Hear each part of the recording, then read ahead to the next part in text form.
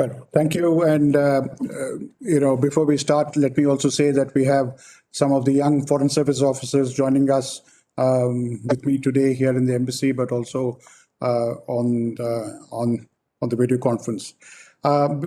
May I first request Mr. Dhar to say a few words to sort of start off this meeting. Then I will request Ambassador Ronan Sen to speak. Shri Dhar, please. Well, firstly, thank you so much. I'm really emotionally touched that DP Dhar Memorial Hall has been refurbished on his death anniversary, which was on the 12th of June.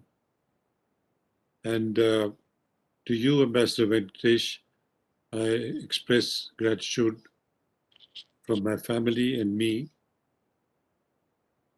And I have, well, old friends who've been associated with my father and who have from time to time given me various stories about him, including Sati Lamba, who got married because of my father. But that's another tale. But however, I'm very, very touched deeply and emotionally. And I would like now Ronan to start with whatever he has to say first. Thank you, Kumar. Sorry, Vijay, to everyone else. Yes, sir. So please go ahead. Yeah. When I saw the little clip, first thing which reminded me was, when I first walked through those gates one fine summer day in '68, those gates were never locked. And throughout Ambassador DP Dhar's time, they were never locked, like his house doors were also always open. But so as a young officer, green behind the ears, as they say, it was a very special privilege for me, both in professional terms and in personal terms, to serve with Ambassador DP Dhar as a special assistant, and also particularly to have a ringside view at that time, and also contribute in a very modest logistical manner to various momentous developments which took place during his tenure, culminating above all in the signing of the Indo-Soviet Treaty, which was after he left, but he remained absolutely involved. In fact, I remember his visit just before the treaty was signed in August to tie it up, finalize the draft and all arrangements. So, and this also, in his efforts, which he coordinated again throughout, to also mobilize what was the biggest sort of, you might say, airlift of spares and armaments to get us ready for those Bangladesh operations at that time, for our armed forces to be ready. And also in the diplomatic preparation, because this was, in a way, our finest hour at the Bangladesh liberation, not just in military terms, but in diplomatic intelligence, public relations, and various other ways. It was a masterfully choreographed operation. And in this, there were a number of players. I had the occasion at that time to get acquainted with most of them. But I would say without any hesitation that you can say that there's one architect, or the main architect. There are many architects. Main architect was at that time Ambassador DP Dhar, both in his capacity as ambassador and later on as chairman of the Policy Planning Committee. Now, most of them, I think virtually all of them, but not exclusively. I think there's some aspects which are still classified, but they have been chronicled in detail, including but not exclusively in the embassy papers, the papers which are available there. but elsewhere. And so I will not dwell on these at length. But if you permit me, what I will do is I'll give you some my personal impressions of DP Dhar as a person, as a man, as a human being. And he was really a wonderful human being, and as I got to know him. He ran the embassy as a very tight and well-knit team, almost like a large family. In fact, it was a family. And there was no discrimination between officers, whether they're in the Foreign Service or the IAS or the IPS, the armed forces. We had a very large contingent of embassy attaches, as well as visiting officers. There were hundreds of them spread all over, including in close cities like Vladivostok at that time or elsewhere. Also PSUs, HAL, etc. So all of them worked together in one team. And this was evident though in some areas, like during the treaty negotiations, there were just 4 officers, not hierarchical, but including 2 the major advisors at that time in the embassy, where Ramesh Bhandari, I'd like to recall him, and also A.K. Damodaran, Mbadi Krishnan Damodaran, whose birth centenary also is next Tuesday. And he played a very critical role at that time. And Deepika did this in that he was very solicitous and caring, because he used to take time out in his incredibly busy schedule to visit the homes of officers. He used to enjoy bridge, but mostly, I mean, company. But he was one thing he was very clear, and is that those who can do it, can afford to stay up late and at the same time turn up for work, they would do it. Those who couldn't combine the two, he said, look, you're welcome to leave before the meal at dinners, or if you don't come also, we appreciate that, but work should not be compromised. And also, I would like to say that Deepika's spouse, whom everybody called Rani Bhabhi, irrespective of their young, old, she was a very, very strong cementing force in the embassy. Fact which people don't realize, but she did this by not only keeping an open house. The house was an open house. It was not, a somber, formal, forbidding place. It was always open. It was open and open to people from all walks of life. And it was always, you heard it was sort of alive with the, sound of conversations, animated conversations, and celebrations. Kumar just talked of wedding being facilitated, but actually he had weddings. We had a student who became a doctor, personal physician with him was to be all. He arranged for his marriage. He was acted like a father. He arranged for that marriage, and this was typical of him. And there's so many such instances. I could keep on giving them. And his hospitality was, I said, people who were working hard. For instance, once suddenly he realized that people in what we call our cipher wing, CCB, ambassadors never went there, but he visited all of them, and he sort of said that, have you had your dinner? And they have not. So he invited them to his residence for impromptu dinner. That was what he was. So, and behind the scenes, of course, he could say that, but it was Rani Bhabhi who had to arrange it, and she did. So she was always ready for all eventualities. So I just wanted to mention some of these factors, because it's very important, because, I'll just tell you, because as I said, people from all walks of life. I remember once, there were, for instance, of course, you had people, of all, you mentioned Kashmir and what's happening there right now. There were developments, some of them. I remember Said Mir Qasim, who had come there. It was a very important time.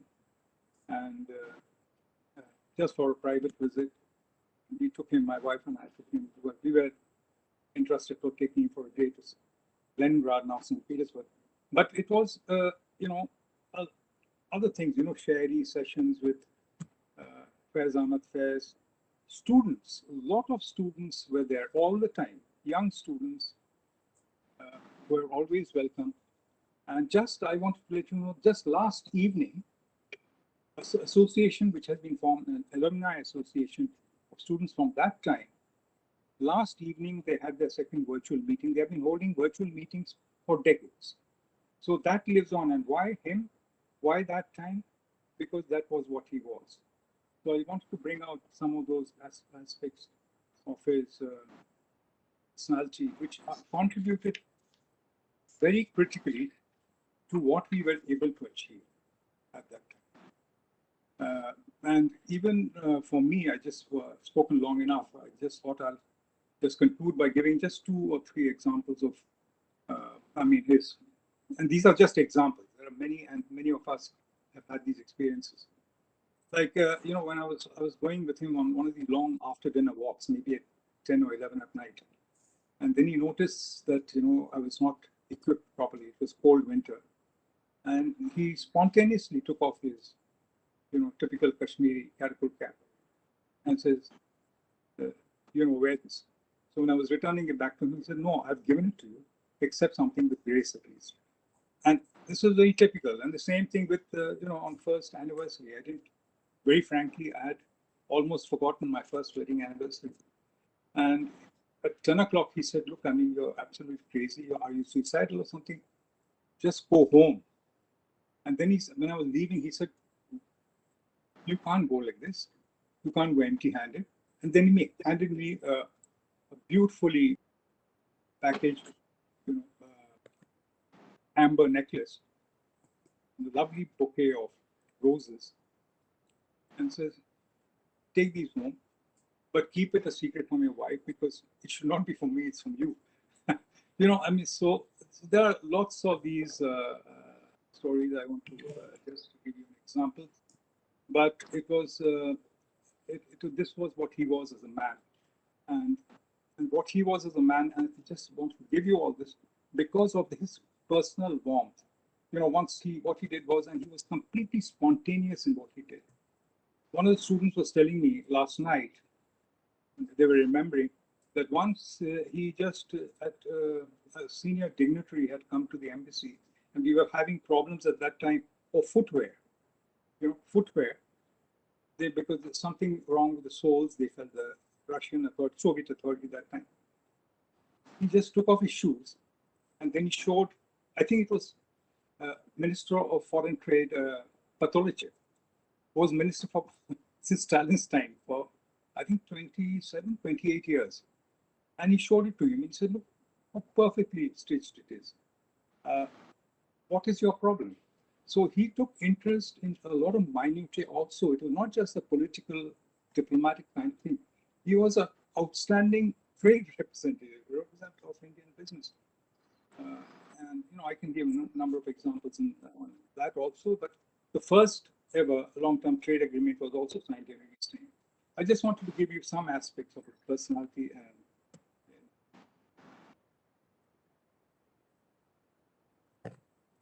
That's what I had to say. Sorry for the interruption. Thank you, sir. Sir, could I request Ambassador Parthasathy to speak? Well, thank you so much. The fact is that Moscow was my first posting from after I left the army.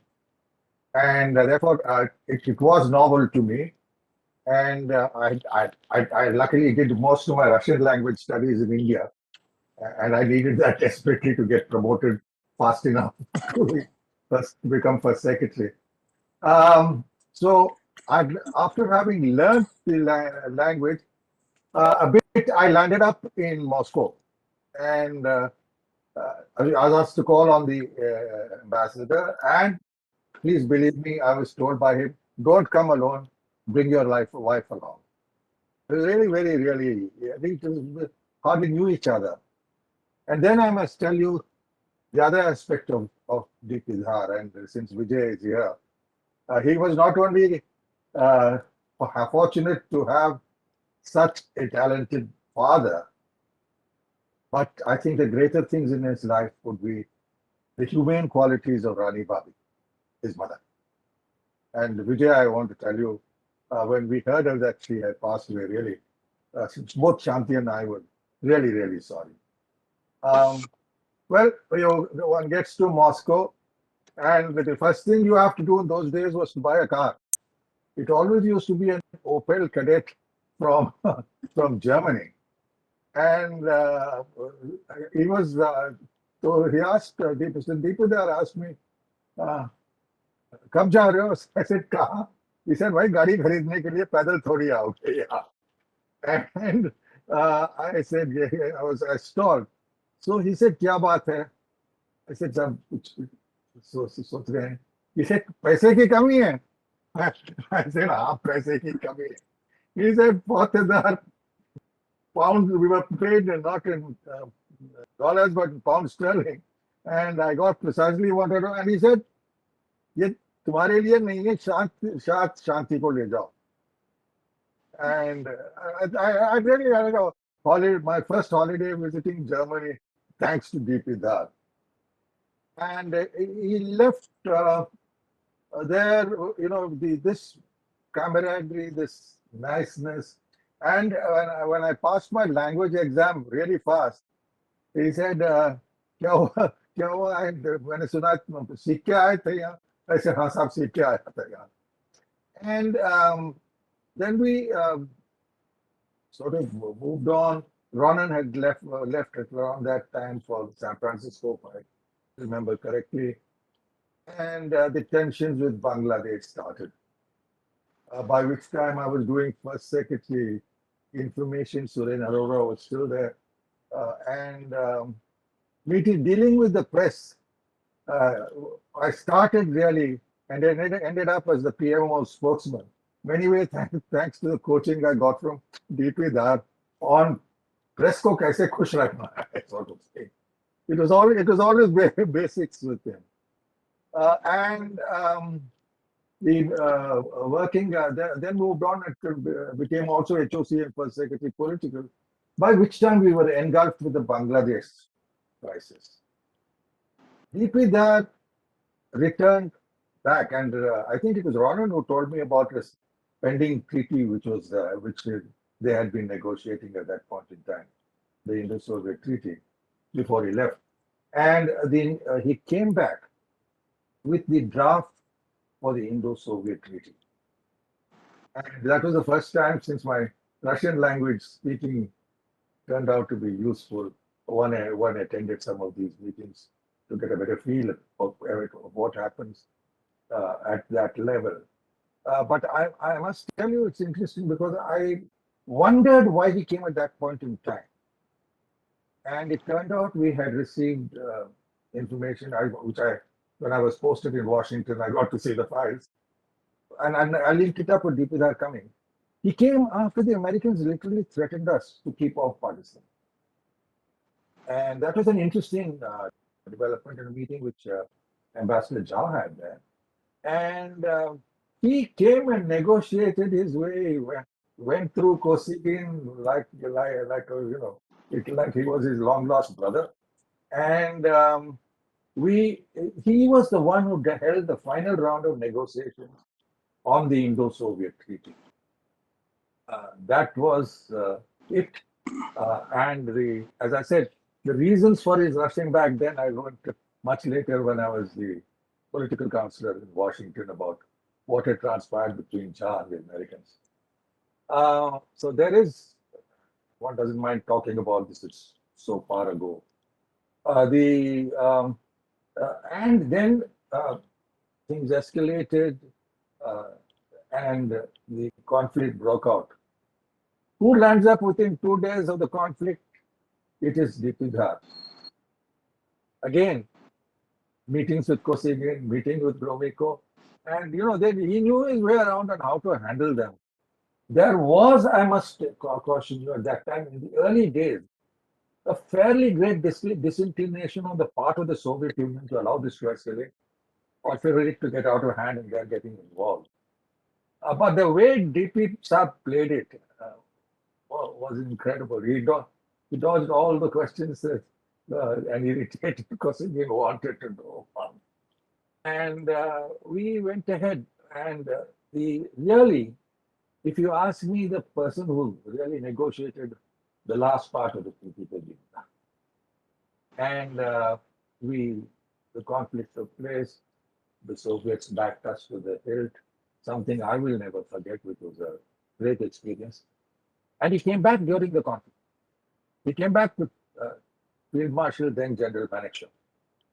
And they had a wide range of discussions and quite a bit of joking, as somebody remarked to them that, you know, what you provide to the Indians is much more usefully utilized than what you had provided in the Middle East. So this was after the 67 Arab conflict. And the discussions, were hard. And also we found the Soviets getting impatient, that it was getting too long. Again, handling by DP Dhar, and he had a tough time because, they were getting tired of vetoes in the UN Security Council.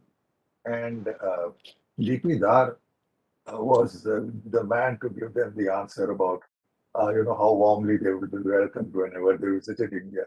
He had this great capacity to turn around the conversation into something else to make people feel nice when things were getting tense.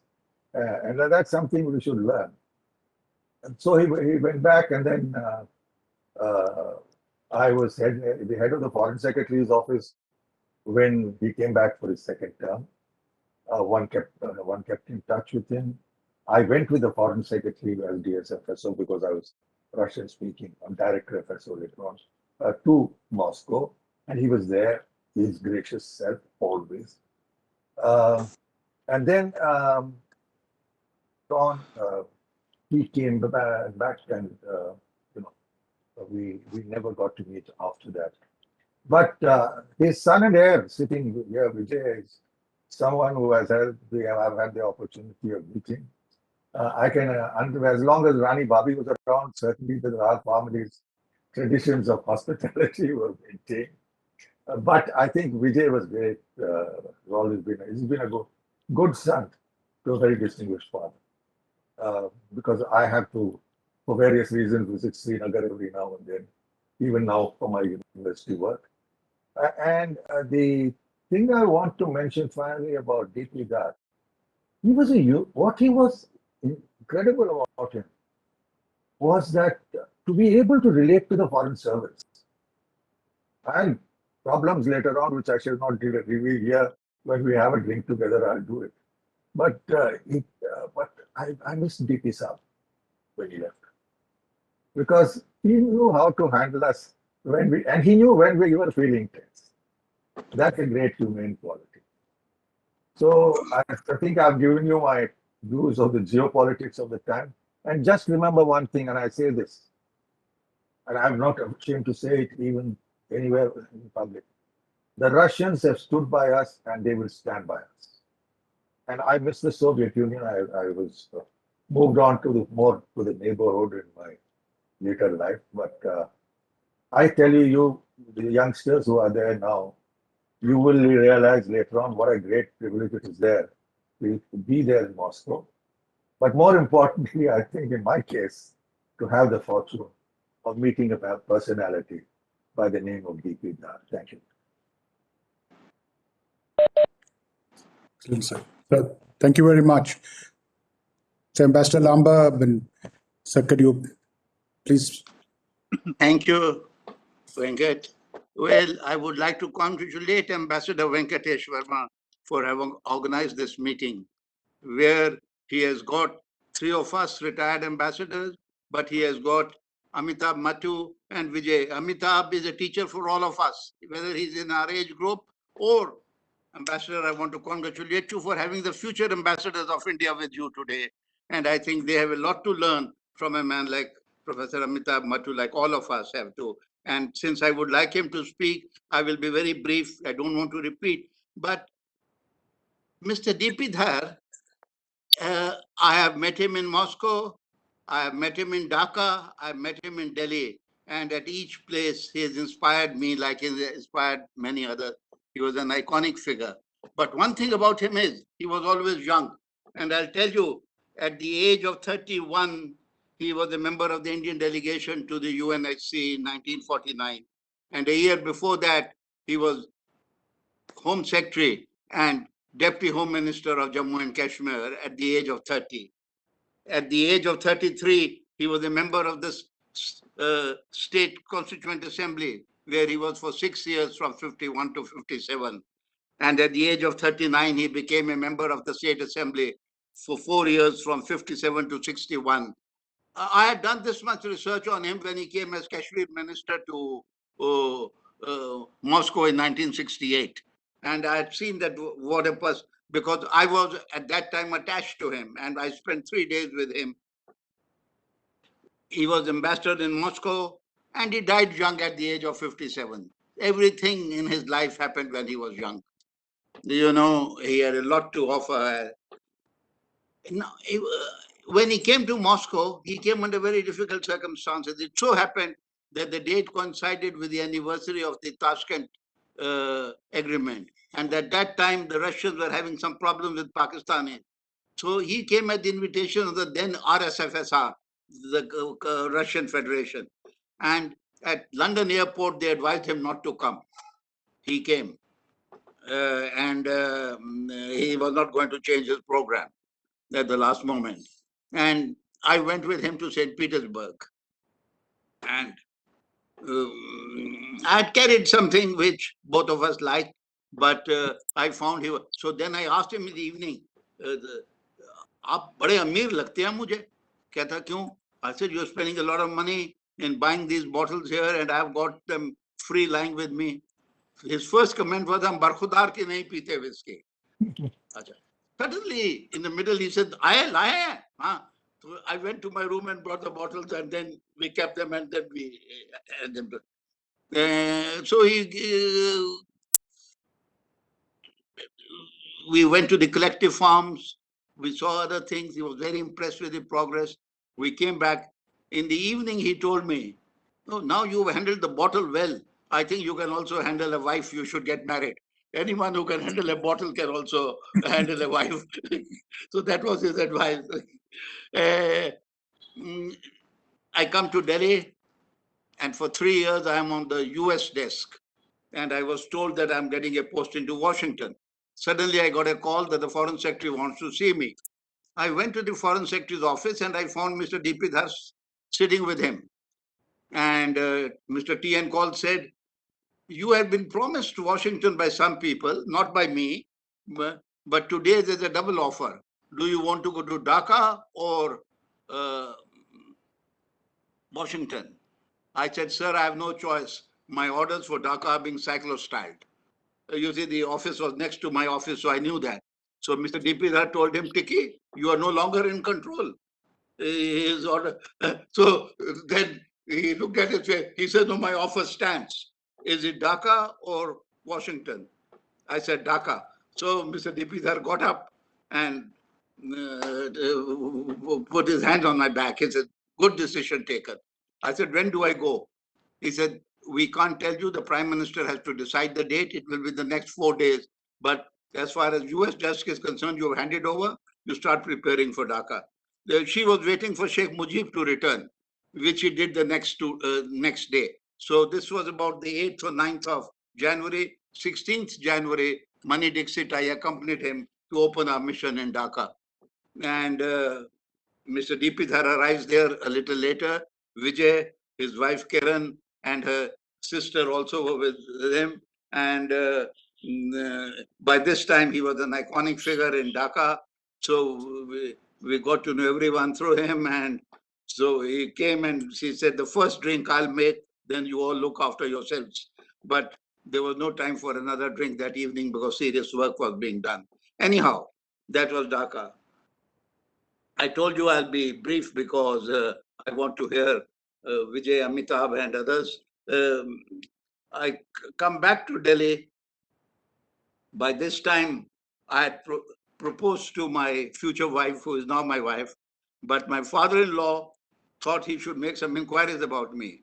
So he went to his friend, his best friend of the day, Tiki Oberoi, and the two of them rang up, Mr. D.P. Dhar, we want to see you urgently. So knowing the two of them, he asked them to come at 9:30 in the evening, because at that time, all three had a common purpose. So they went there, and he said, you know the Foreign Office well. There is a boy called Sati Lamba. Can you make some inquiries about him? He has proposed to my daughter. So he told him, yes, I've made all inquiries. Go ahead and decide by this evening. It's all done.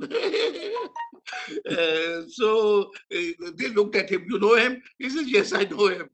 So anyhow, so he played a role in both my personal and that was Mr. Dev. Later on, he became planning minister. And I want to say a word about the Indo-Soviet Treaty. You see, the day the Indo-Soviet Treaty was signed, I was on the US desk, and Ambassador T.N. Paul briefed Ambassador Keating, and I was there to take the minute. Two important things. Firstly, Keating said, you've taken us by surprise. T.N. Paul, in his usual manner, blamed the CIA for the surprise. They should have told you. It was not my job to tell you. Secondly, he said, you have made some strange, you have given some strange concessions to the Russians. He said, we give you the same. Can we sign the same agreement with you tomorrow morning? And later, Mr. A.K. Damodharan, whose birth centenary we are celebrating this year, he was my counselor in Moscow, made a very fine note, which he has given me a copy and I still retain it, that Article 9 of the treaty, we conceded much less than what even was conceded in the Soviet-Finland treaty. At that time, the Soviet-Finland treaty, Professor Amitabh Mattu would know more than anyone else about it, but the one which was posed, the Russians were supposed to have conceded the most. But Mr. D.P. had made sure that we didn't concede anything more than what Article 9 said. And as subsequent papers and discussions reveal, the Russian military, armed forces at that time, wanted a much closer relationship with us, wanted us to agree to much more. But he had only agreed to the contents of Article 9. Well, but I want to conclude with one thing, that as far as Kashmir and the Dhar family is concerned, Vijay and I continue to co-chair is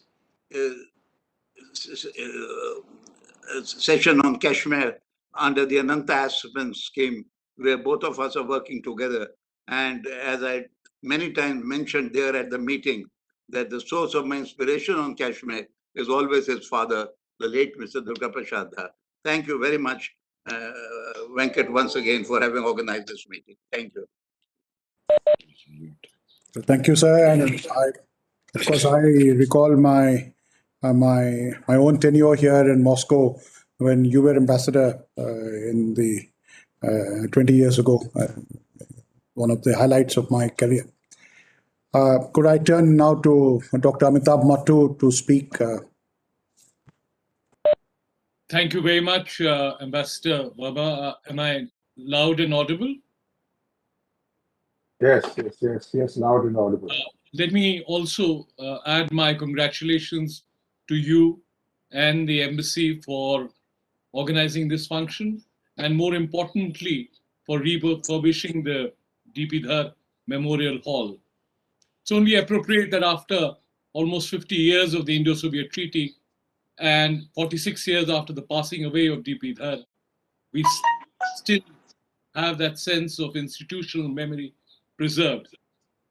I remember, since we are beginning with anecdotes, visiting Moscow for the first time when you were posted here, Ambassador Verma, as the first secretary or second secretary in Moscow during the aborted coup against Gorbachev. So my memories of Moscow and your presence there go back not as far as those of those distinguished ambassadors here, but certainly fairly long time ago. The fact that you have three of our most eminent ambassadors here today is again a reflection of both your convening power, Ambassador, but also the charisma of DP Saab. I don't know Ambassador Ronan Sen as well as I do Ambassador Lamba and Ambassador Parthasathy, but it is a great tribute to DP Saab. And of course, Ambassador Parthasathy and Ambassador Lamba in particular have been deeply associated with Jammu and Kashmir as working out various ways in which we can progress further towards a settlement with Pakistan and internally. But that's for another day. I also want to acknowledge the presence of Mr. Vijay Dhar, who really has lived up in so many ways to the legacy, to the really rich legacy left by his father at a very early age. I thought what I could do, since I am here as a lonely academic, although I would want to also emphasize that Venkatesh Verma, who's a diplomat here, topped every exam that we took together. So here it's also a tribute to his cerebral thinking, which I acknowledge. But I thought what I'll do as the only formal lonely academic here, reflect on DP Saab's three milestones in his life. One was, and Ambassador Lamba has already signaled towards those three markers. One was as the student leader of Lucknow, where he became probably the only Kashmiri Pandit to become president of the Students' Union through the sheer power of his charisma.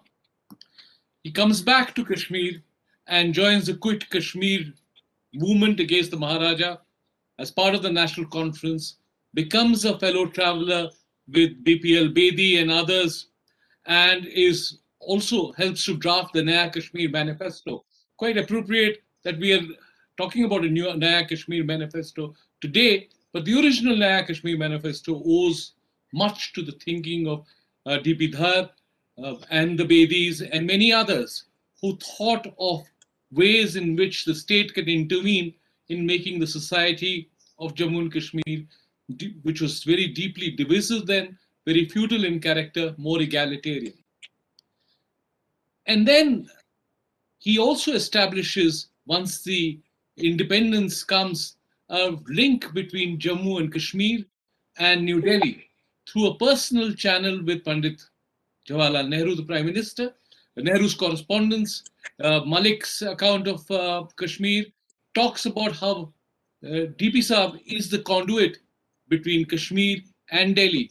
And Nehru, in his correspondence with Dr. Karan Singh, for instance, keeps saying that we already have been briefed by DP, who came to see me, and he turns out to be a formidable interlocutor, standing up for India, standing up for the idea of India. And when the question of the dismissal of Sheikh Abdullah comes, he's clear that the Indian interests are paramount. So very early on, as Sati Lamba pointed out, he became probably the youngest ever at the age of 30, with Sheikh Abdullah as the Home Minister, Deputy Home Minister, virtually controlling the civil, military, security liaison within a very fragile state at that time. Then moves on to Delhi, and of course is the stage when he becomes Union Planning Minister. He's deeply influenced, as you know, with socialist thinking, and I think he brings that to bear on the social welfare schemes, on the direct attack on poverty, which were reflective in some of the plans of that period. In fact, that phase of DP Saab's life is the one which has been least studied, although there are economists like Pulin Naik and others who have reflected on DP Dhar as planning minister with his special assistant. I think he was in Moscow as well, Gopi Arora, being a part of his team at that stage, but Gopi is also passed away. And then is DP Dhar as the strategic thinker and diplomat, both as the architect of the Indo-Soviet Treaty, but also in terms of the bilateral negotiations with Pakistan. Very few people, of course, Ambassador Lamba and Ambassador Parthasathy would remember the conversation that DP Saab had in Murree with Aziz Ahmed before the Simla Agreement. He actually creates the conditions, helps to create the atmosphere in which Simla can happen. And of course, DP Saab, in popular history, is reflected as one of the Panch Pyaras, as I say, the 5 Kashmiri Brahmins who advised Mrs. Gandhi on Shimla, which is the P.N. Haksar as a principal secretary with a deep sense of history, and who is believed to have said that don't impose a Versailles kind treaty on Bhutto, let him go back with dignity and honor.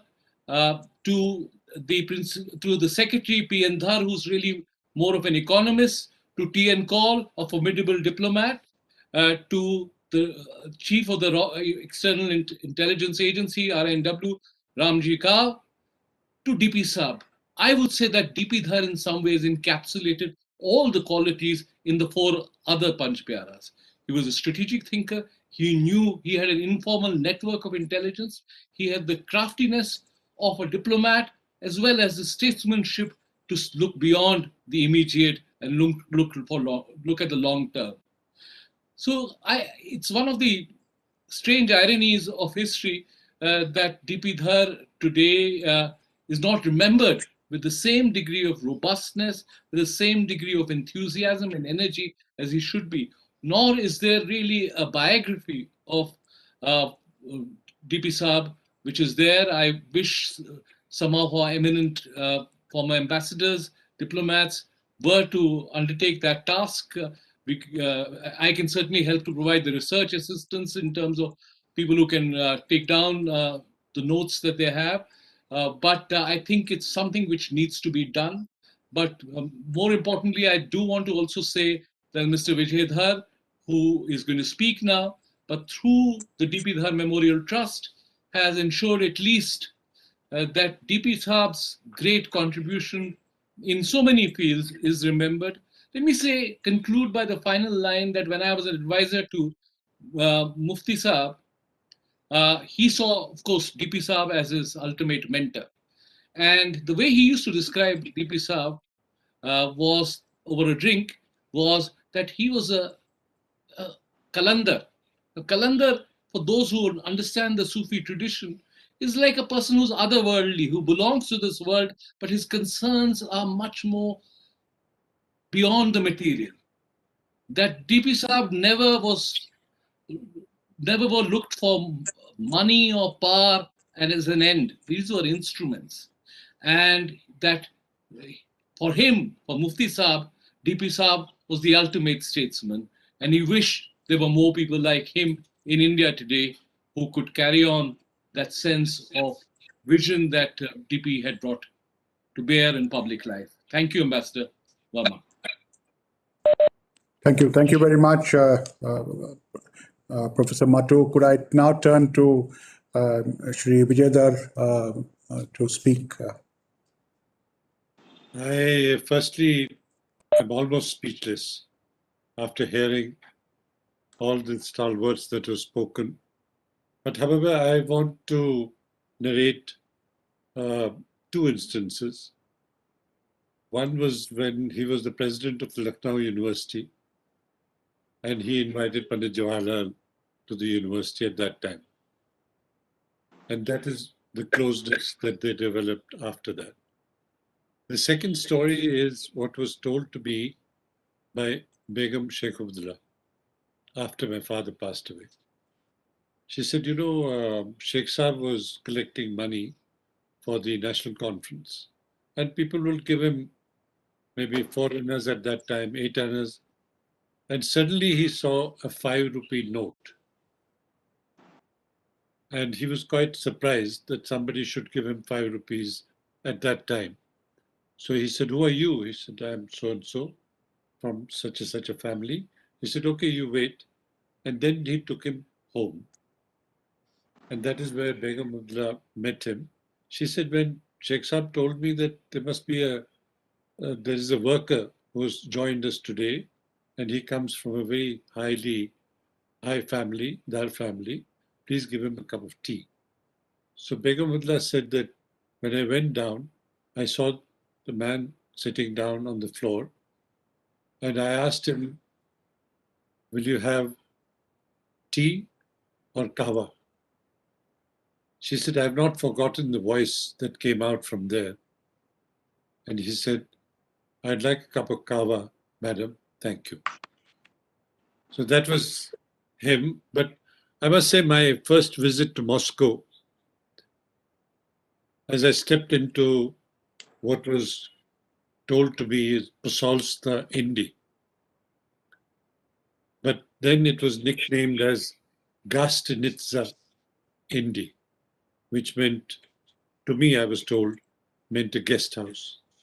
Now, this was an open house, as Sati Lamba also mentioned, for everyone and anyone could walk in, stay, or eat a meal with my famous mother, who everybody called Rani Babi. And they didn't even know who was staying in the house. It so happened that one morning, Mr. Dhar walked into the living room with his cup of tea, and there were three gentlemen sitting there. And he also sat down. So one of the gentlemen said, are you also a guest of Mr. D.P. Dhar? So he very embarrassingly said, no, I am D.P. Dhar and you are my guest. That is how he was, I must say. But at the same time,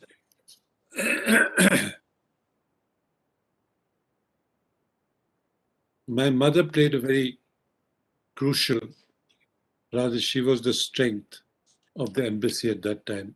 That's how I saw it. And Rani Babi was for everyone.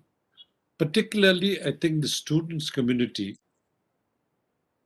were free and could come in, could talk or eat with Rani Babi or go back and discuss whatever their problems was with the ambassador thing. And I also remember Mr. D.P. Dhar telling us that the future is the students. And this is what we have to cultivate. Then one of my last visits was when I went to collect his belongings after he passed away. While I was wrapping and packing, suddenly I was given a message that the foreign minister has come to pay his condolences. So I went down, and the gentleman, I forget his name, who was accompanying me, he said, you know, he's broken protocol to call on you. So I was quite touched. Then when I met the foreign minister, who was very nice, he said two things. One, that if you need anything from the government, please do not hesitate. We'll have everything and anything done for you. Second, he said, DP, more than an ambassador, more than a politician, is a friend, and he will always remain a friend. Now, this was something which I broke down, and I was in tears right in front of him, which was right or wrong in the protocol, I don't know. But having said these words and repeated them twice, he said, DP is a friend. And he has been a friend of the Soviet Union, and he has been our friend. So please don't hesitate. If there's anything ever that you need, we'll be there. So that was the introduction to my introduction to the embassy at that time, which later on we realized that to commemorate or keep his memory alive, as Amitabh said, was to treat the students or look after the students, look after the future. And we did manage to put up a school in very difficult times in Kashmir. And I must say that the school has become one of the best schools, not only in the state, but one of the best schools in the country. And the students of this school today are in Stanford, they're in Philadelphia University, they're in New York University. Recently, one of our girls got 90% scholarship at New York University. And they all owe their, or I won't say owe is a wrong word, but they do mention that the DPS school set up, they don't say by me, they say set up by Mr. D.P. Dhar is what has brought us here. And that is something which I must say that I personally take great pride that the people of this state have given us phenomenal support. We came back here, difficult time in 92, and I could see the legacy that my father had left. And I still am under that deluge, so to say, when people come up and say, you know, we knew your father, and this is what he has done for us. And already police inspector saying that I got my job because of him. Or anybody would walk in and say, oh my God, you don't know what he has done for me. Now, this was him. And I am totally indebted to you, Ambassador Venkatesh, for having organized this as in his remembrance. I'm extremely grateful, and I want to express my family's and my gratitude for this. Thank you. Thank you, Mr. Vijayda. That was a very moving tribute paid by all who have joined us on this program. What a great man, a great life,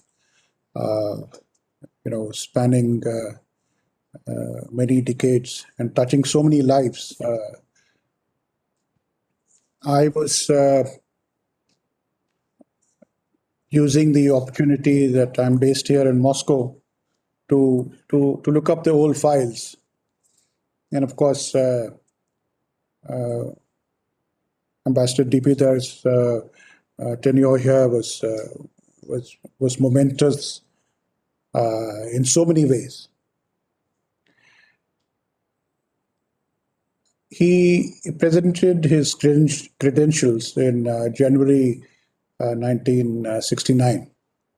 And in those days, it was the practice that the ambassadors, the newly arrived ambassadors, during the credential ceremony,